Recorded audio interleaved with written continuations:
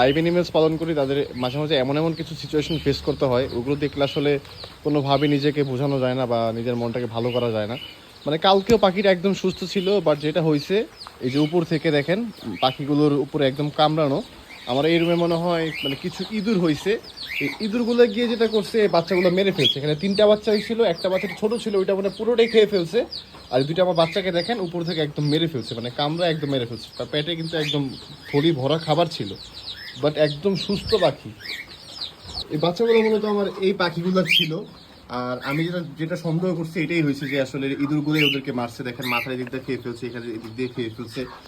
আর যেটা হয়েছে ওরা হচ্ছে এই যে দেখেন, এই যে দেখেন এদিক দিয়ে মুখটা কেটে ফেলছে, মুখটা কেটে হচ্ছে দিক দিয়ে ঢুকে একটা বাচ্চা খেয়ে ফেলছে, 2টা বাচ্চাকে মেরে ফেলছে। মানে এতটা পরিমাণ খারাপ লাগতেছে আসলে বুঝাই বলতে পারবো না আপনাদেরকে।